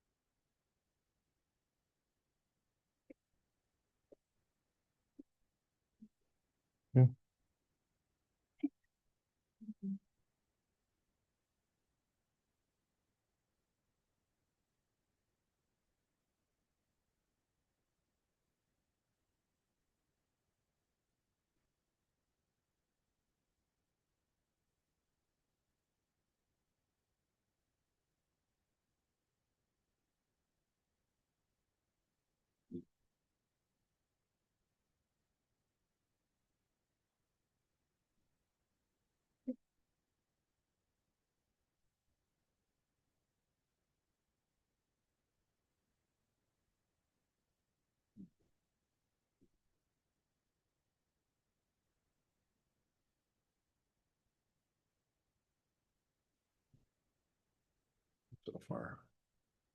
You have non-declarative, implicit, or implied memory. Type of long-term memory for skills. Type of memory for skills, procedures, habits, condition, responses. They're not conscious, but since their existence affects our behavior, it's implied. Those are things like emotional associations, habits, and simple conditioned reflexes. Do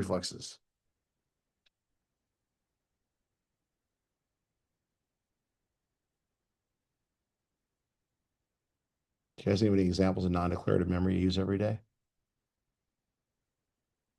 Sure. Maybe like writing notes, like you're writing.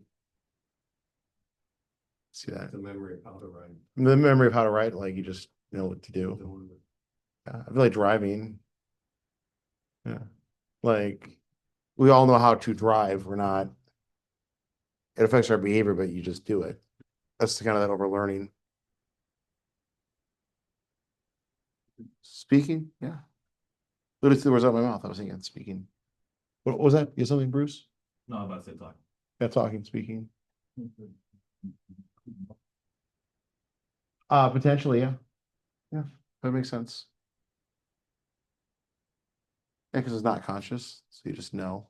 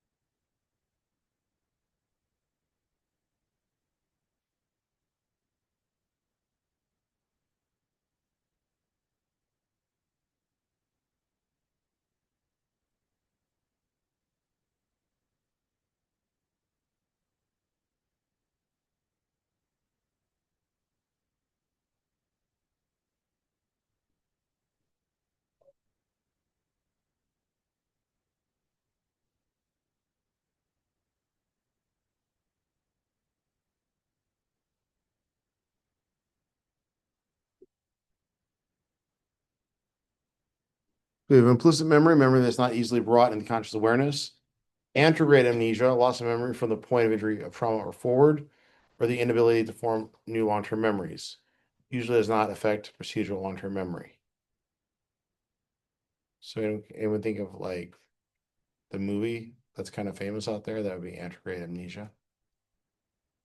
It's got Adam Sandler in it. What's that? Because she can't remember meeting him. The point of injury forward. Retrograde is like before. Anterograde is Well, yeah, the concept in the movie was that like, because we store long-term memories when we sleep, she would forget every time she fell asleep. yeah, but she had the brain injury, so it was anterograde amnesia. You're right though. Memory is cemented by sleeping. But she had anterograde amnesia.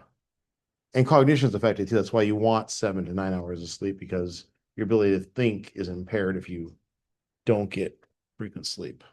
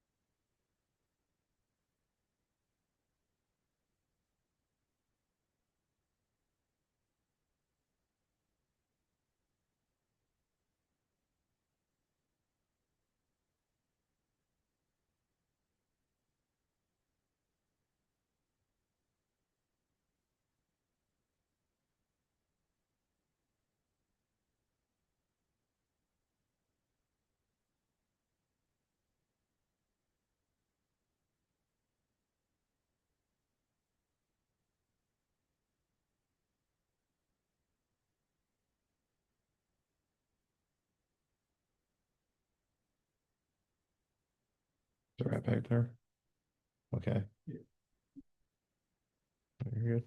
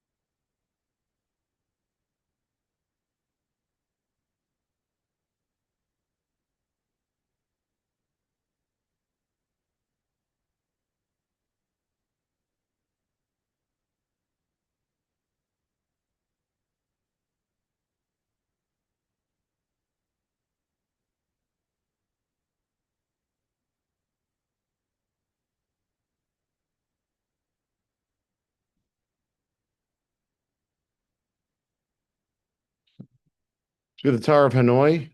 Tower of Hanoi is a puzzle that is solved in a series of steps, moving one disk at a time. The goal is to move all the disks from peg A to peg C. The rules are that a larger disk cannot be moved on top of a smaller one, and that a disk cannot be moved if there are other disks on top of it. Amnesia patients were able to learn the procedure for solving it, but could not remember that they learned the procedure.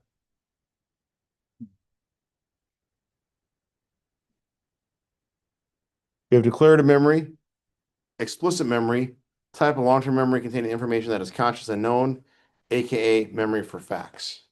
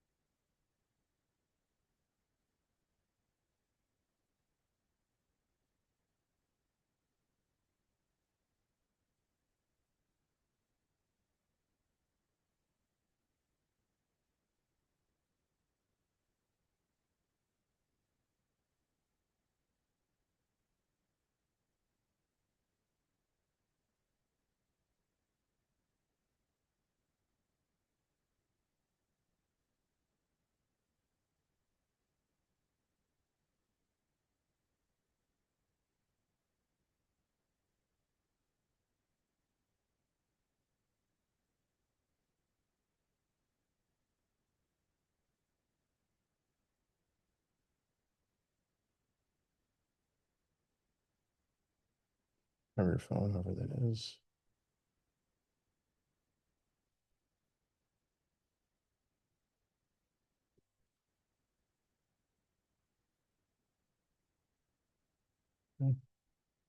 Types of declarative memory. Semantic memory, declarative memory containing general knowledge, aka knowledge and language, information learned in formal education.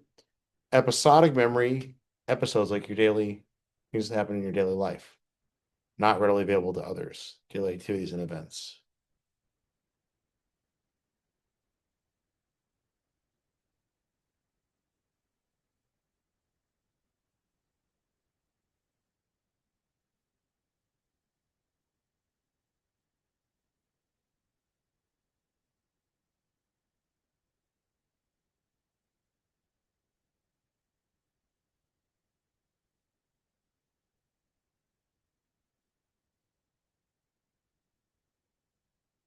Bless you.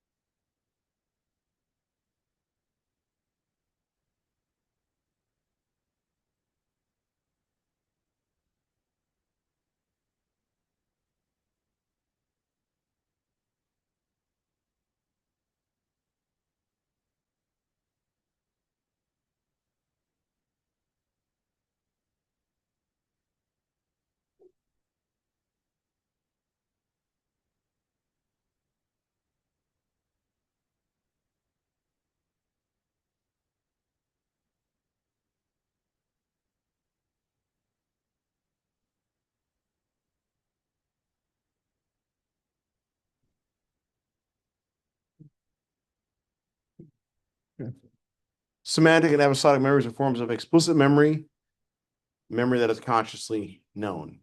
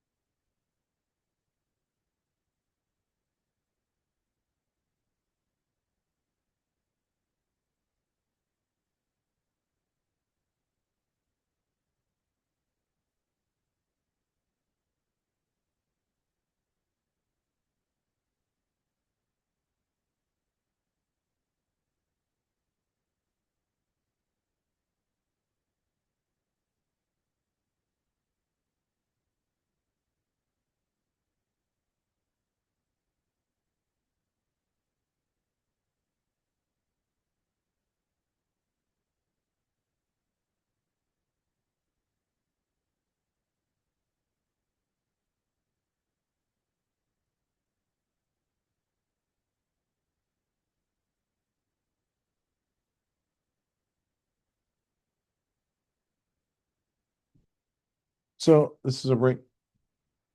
You good? Oh, yeah. Okay.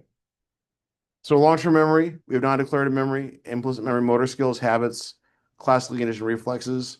We have declarative memory, explicit memory, episodic memory, events experienced by a person, and the semantic memory, facts and general knowledge.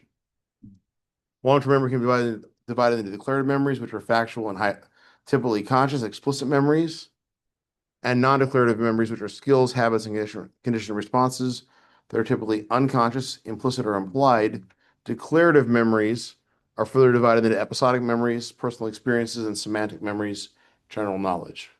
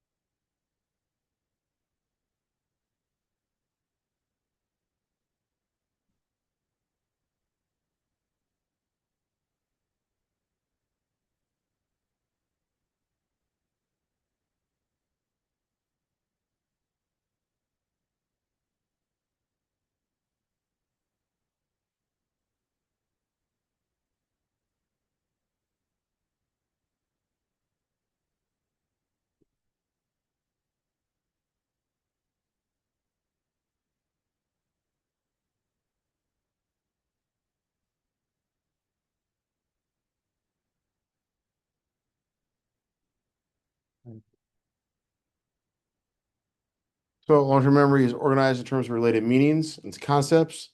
The semantic network model assumes that information is stored in the brain in a connected fashion. Concepts that are related are stored physically closer to each other than unrelated concepts. Show you a visual example in a moment.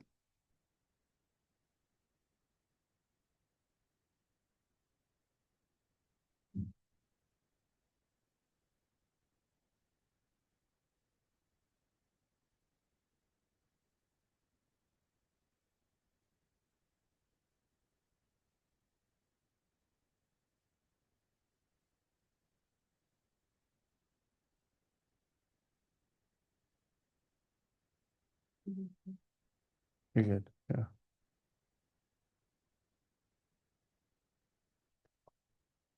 I was thinking that was the 17 because of the color. Oh, nice.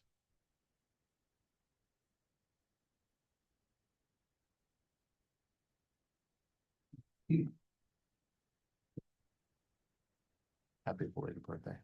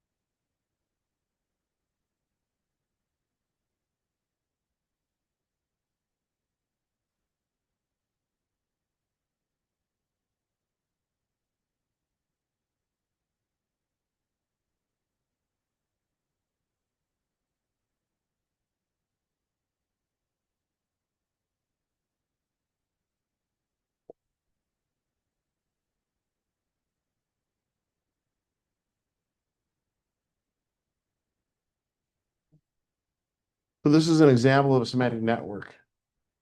So like you can see how closely related the items are.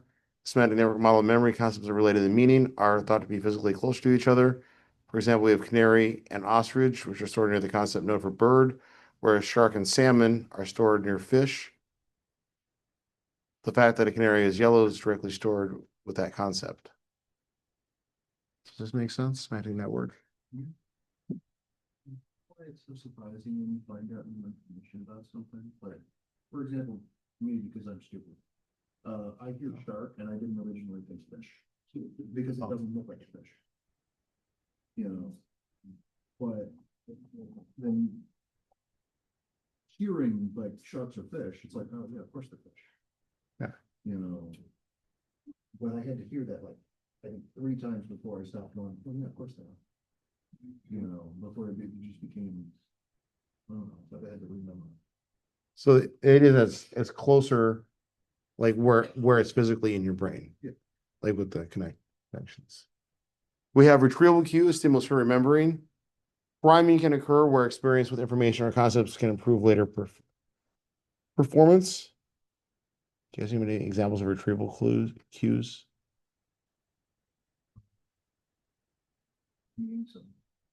Being so, oh, like the location. Sure. Yeah.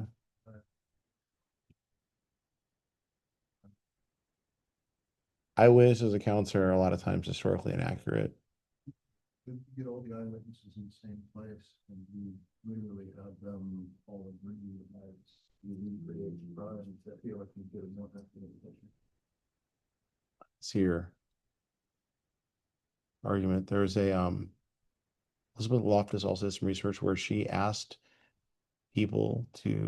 participants to rate the velocity of a car crash based on the words like smashed, crashed, hit, etc. And there were higher rates of velocity reported just by how the question was asked.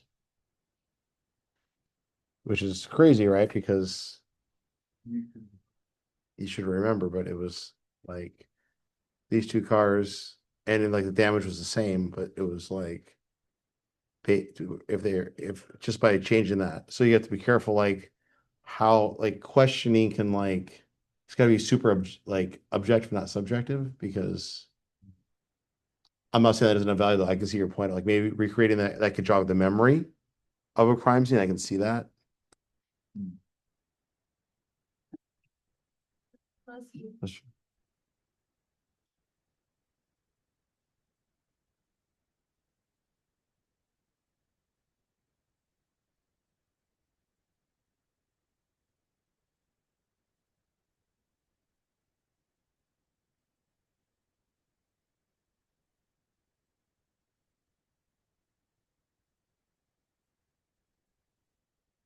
We have encoding specificity, tendency for memory of information to be improved if related information, surroundings, just like your example just now, Kurt, or physiological state, available memories first formed is also available when memory is retrieved. We have the idea of state-dependent learning. Memories formed during a particular physiological or psychological state will be easier to recall one in a similar state. Most textbooks talk about like they did a case of underwater divers and they took the test underwater or above water, but they studied underwater and they scored higher underwater than above water because of how they studied.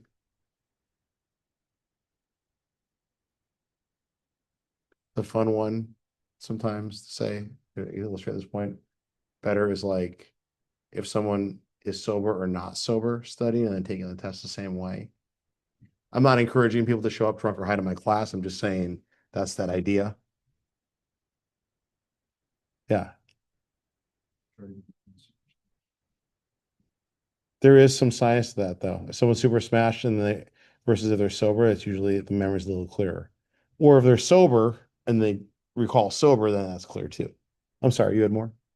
Oh, we should, we tried that. I think they did. Oh, in the movie Dude, Where's My Car? Yeah.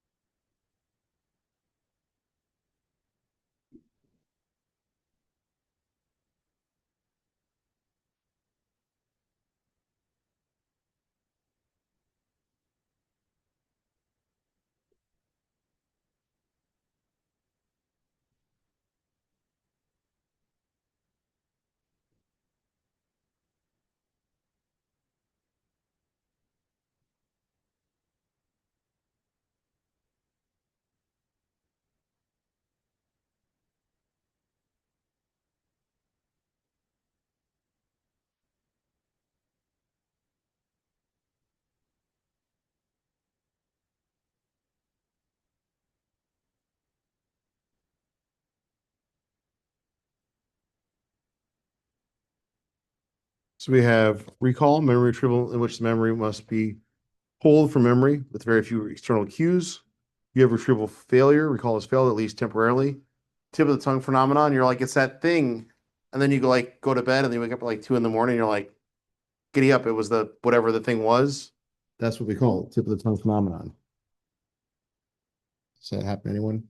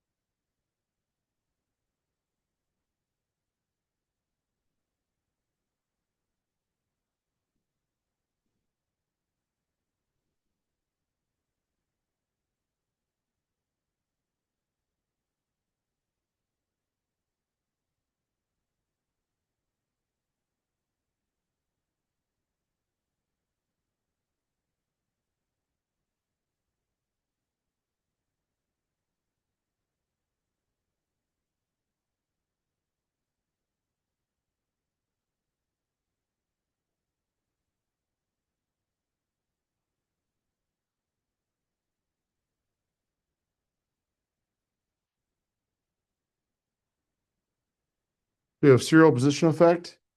Information at the beginning and the end is usually really clear. Primacy effect. You remember the information at the beginning of the body of information. Recency effect, the information at the end. You left your house or your work to drive here.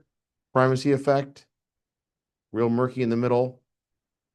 Remember, pulling up, maybe parking in the library or the nearby parking. Serial position effect.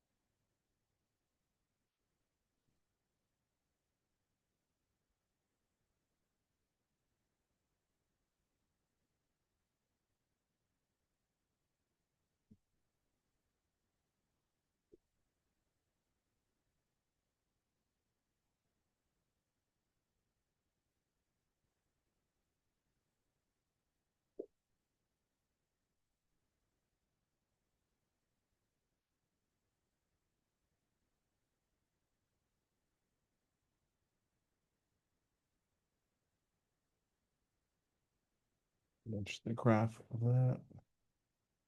So recognition, ability to match a piece of information or stimulus to a stored image or fact. False positive, error of recognition, which people think that they recognize a stimulus that is not actually in memory. You guys could Google the case of Father Bernard Pagano. Did you read about that? Or I could tell you. They thought he was responsible for all these burglaries, and he was like father in the church, and they was recognizing correctly because of the false positive error.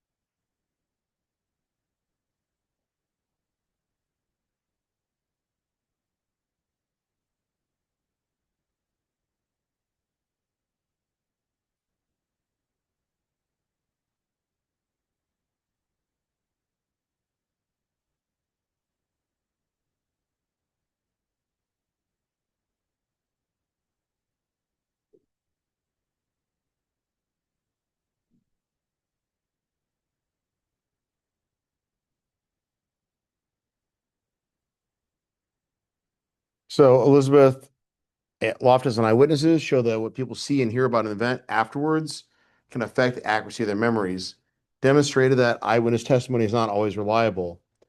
So there were findings where the estimated speed was affected by the verb that was used.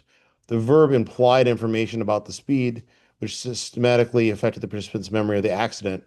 Participants were asked the smashed question, thought the cars were going faster than those who were asked the hit question. The participants in the smash condition reported the highest speed estimate, 40.8 miles per hour for the average, followed by collided, 39.3 miles per hour, bumped, 38.1 miles per hour, hit, 34 miles per hour, and contacted, 31.8 miles per hour in descending order. Conclusion, the results show that the verb conveyed an impression of the speed the car was traveling. This altered the participants' perceptions. In other words, eyewitness testimony might be biased by the way the questions are asked after a crime is committed. Loftus and Palmer offer two possible explanations for that result.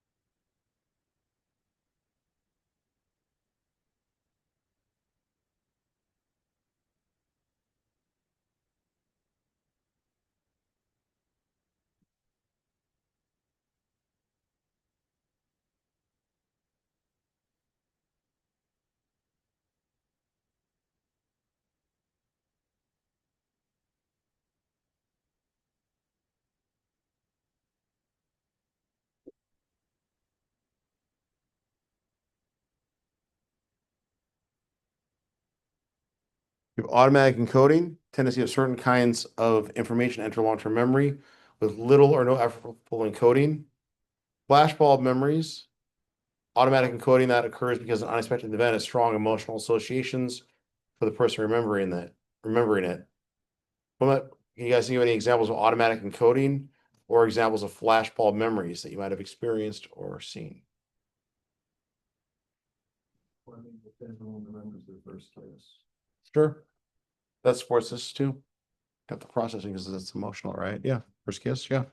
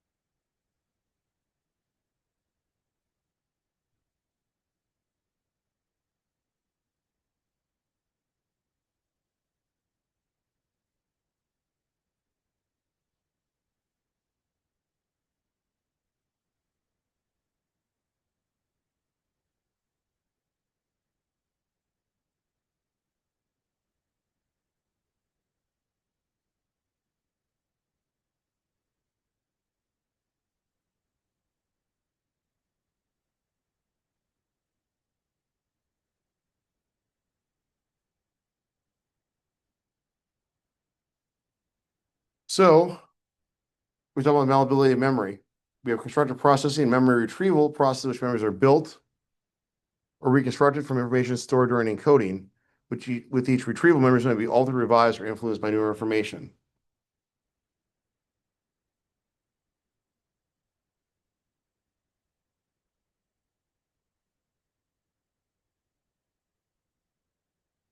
Bought a computer in grad school.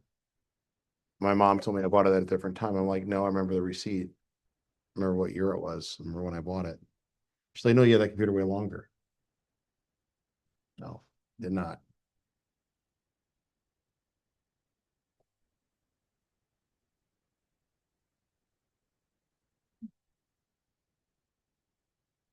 So we'll stop with the malleability of memory in this slide.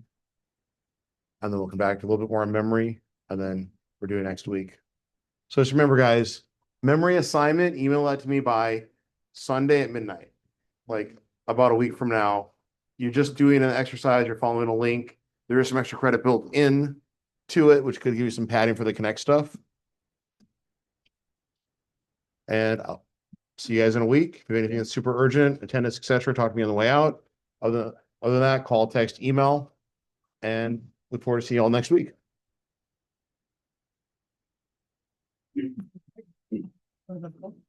Yeah. Oh, so I went in today, I'm pretty sure.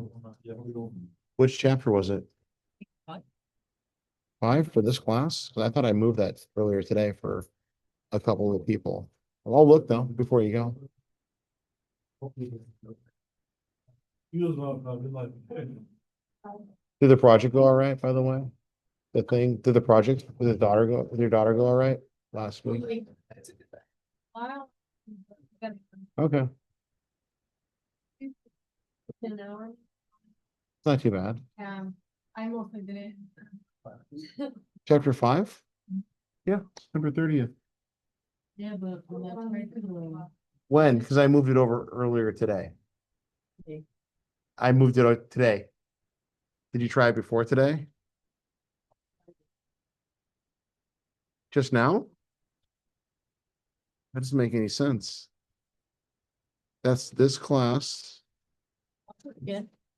That should work. Here, I'll add. No, that's through tomorrow, so it should work.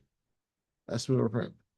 But try clearing your browser history and your cache completely, closing your browser down completely and reopening it so it's not giving you an older version of what I updated. That should solve it. What? I was late. Yeah, I got you. Hang on. Attendance.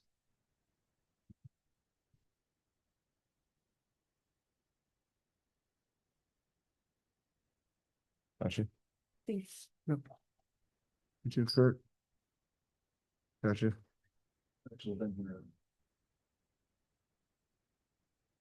I can go, is there something that I missed? Cause I can go back in time. Was it last Monday? Cause if you walked in late, that would be why I probably didn't get you. And I think you're okay here. Cause I usually only do it once. Are you here? Yeah, no problem. Have a good night. Be here next. You too. Have a great night. Okay. So keep up, with the time. Okay. See, I just know I missed like some stuff in class. Probably talk to you the following Monday. I'm just gonna be out the country. Oh, where you going? Why?